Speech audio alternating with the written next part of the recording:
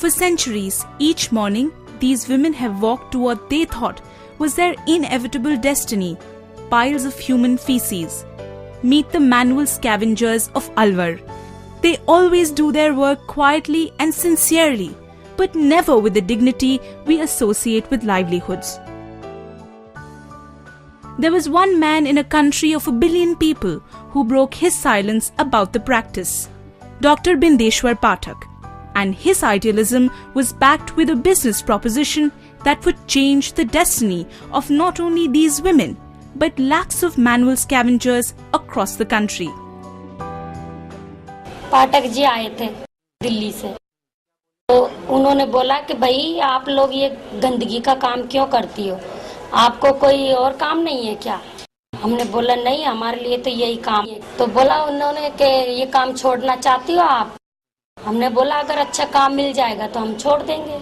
In less than 3 years since its inception, these women scrapped together gleaming new lives, all with the help of a unique business idea of Sulabh International.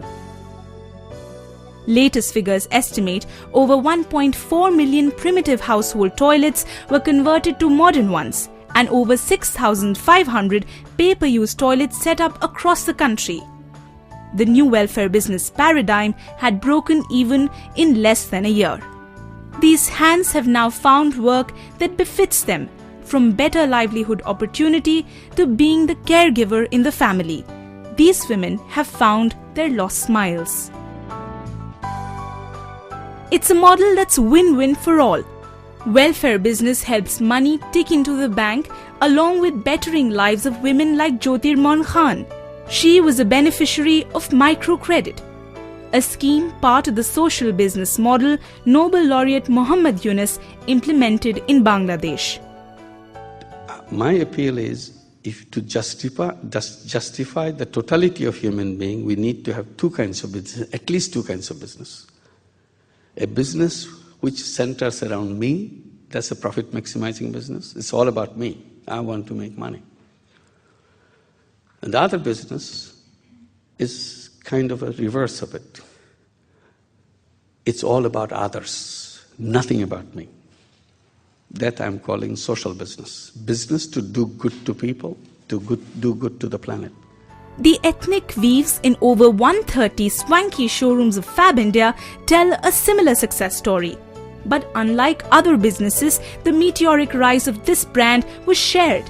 Artisans were now part owners in companies set up on the basis of a common art and craft lineage. Some of the world's most successful and innovative companies are developing new products, services and technologies, and in some cases even transforming their business models to address social and environmental challenges. A lot like the joint venture between Grameen Group and French company Groupe Danone. A social business model, it seeks to provide key nutrients to the children using dairy products produced with locally sourced ingredients. From filling a nutrition gap to a technological one. An end-to-end IT solution by TCS for the Andhra Pradesh government has automated the processes of Narega. This now means more transparency, reduced frauds, and improved efficiencies.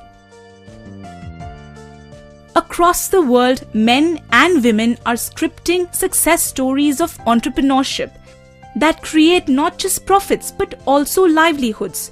50 years ago, such an idea was rolled out from a poor kitchen.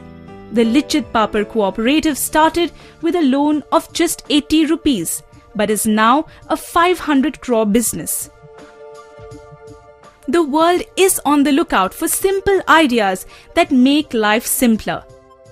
BBC recently awarded the Alternative Indigenous Development Foundation for bringing running water to over 170 villages in Philippines by manufacturing a ram pump. A revolution that uses simple science to pump up water to these deficient households, costs of which are split 3 ways between the foundation, the government and the villagers.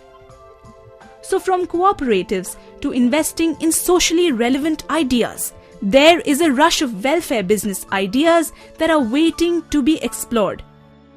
Sowing the seeds of successful harvests are businesses like Jain Irrigation.